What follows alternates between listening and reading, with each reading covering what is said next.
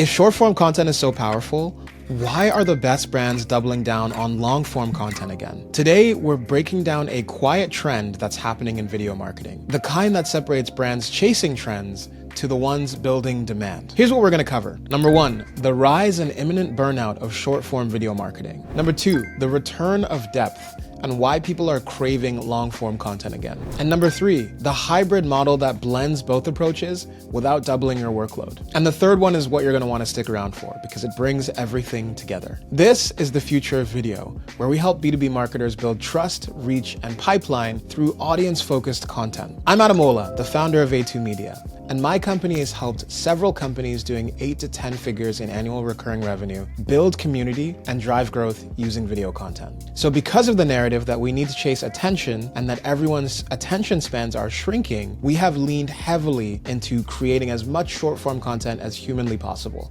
Your followers are going up, but when your CEO comes to you and says, hey, this is great that we're going viral, but what has it done for the numbers? In most cases, I want to say 99.9% of cases, social media managers and marketing leaders cannot tell the story from views to revenue. Because what's happening in most cases when it comes to short form content is people remember the video, but not the brand. So while many companies focused on short form content and capturing those few seconds of attention, there have been some really thoughtful brands that have quietly gone the other way. Brands that were doubling down on things like podcasts, live events, long-form video content. They saw an opportunity that most brands are still not even looking at today. That brings us to our first point, the rise and fall of short-form content. Now, I'm not saying short-form content is dead because that's not the case at all. But what I am saying is somewhere along the line, almost every social media manager or marketing manager became a clip factory. They were turning their podcasts into snippets. They're turning their webinars into snippets. Everything became a snippet of some sort, without all the context surrounding it. And it looked like it worked, at least for a minute. View counts went up, engagement went up, follower counts went up. But the truth of the matter is, all the things that we saw as markers of growth were just brands pandering to the algorithm. They weren't focused on what their customers needed. They only focused on what would make them go viral. And that is a massive problem. So the cost of that has been audiences getting really tired of content, marketers starting to burn out, and CEOs and CFOs saying, okay, cool, we're going viral every month, but where's the revenue? What's happening? Tell me the story. Virality should not be confused with memorability. They're not the same. So what do? The short answer is you seek to actually help your audience, no matter how long it takes. You stop trying to post more and you start trying to matter more. So these teams that were quietly going the other way, they stopped asking themselves, what will get us views this week? And they started asking, what will still be relevant in 6 months' time? Short form content gets attention, but long form content builds attachment and trust. Said differently, quick clips create awareness, but long clips create believers. So how do you create that depth in 2025 and beyond? Which brings us to point number 2.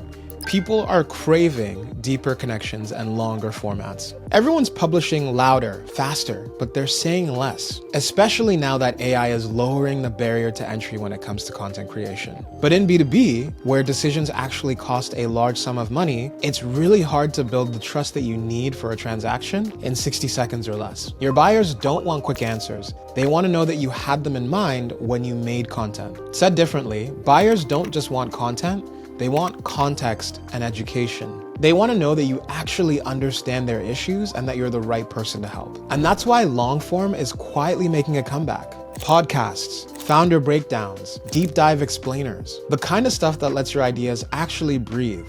Because the reality is, the more time your buyers spend with you, the more they trust you. And it's a lot easier to build trust with 10 pieces of content that are 30 minutes long than 100 pieces of content that are 30 seconds long. If all you post is short form content, then you stay in the shallow end of your audience's mind. People might remember your take, but they won't remember your brand or your name. It takes a lot longer to build trust that way. But the CMO who binged 10 videos of yours, they're booking a meeting next week. Because when someone gives you that much attention, they're not just doom scrolling. They're deciding. So you need to start treating long form like the foundation of your content and short form as a funnel to get to longer form content. Because long form does not compete with short form. It completes it. Short form earns the click, long form earns the commitment. But most marketers never connect the two. But the teams that do, they've cracked a hybrid system that multiplies reach and retention. Here's what I mean. Very quickly, if you're finding this information useful, please consider hitting that subscribe button. In this series, we cover all things video marketing, and we make sure that all of our topics are audience requested or inspired. This channel will forever be a free resource for SaaS companies that are looking to grow using video content. We appreciate you watching. And that brings us to point number 3, the hybrid approach that most teams are not talking about. When it comes to choosing long form or short form, most teams pick sides.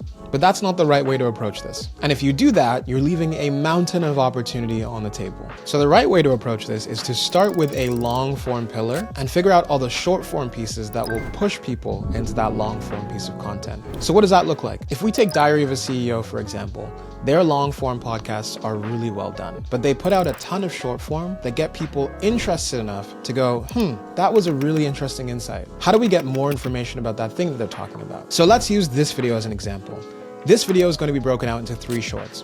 And number 1 is going to talk about vanity metrics and why we need to move away from short form and more into long form. That piece will be used to create curiosity from the viewers to get them to watch this full piece of content. And that is how those things work together. In order to get people invested and to be aware of you, you first need to put out something short that earns their attention and then directs them towards the long form pillar that we mentioned earlier. Teams that stick to one format lose out. And this goes both ways. But what happens if you don't use both is that you end up fighting algorithms, confusing your audience. People's engagement stays surface level because they're not invested in what you're doing. So the fix is to build both long form and short form content.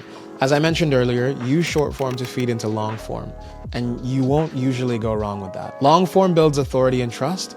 Short form builds attention and reach. Now, putting these things together is what we call internally the content spine. And you know that your short form and long form content are working well together if your prospects and your commenters are referencing other pieces of content that you've put out in newer pieces. And if you're serious about building a content spine and a system that brings all of your content together and gives your prospects all of the context they need to make a great buying decision, you're gonna wanna watch this video here.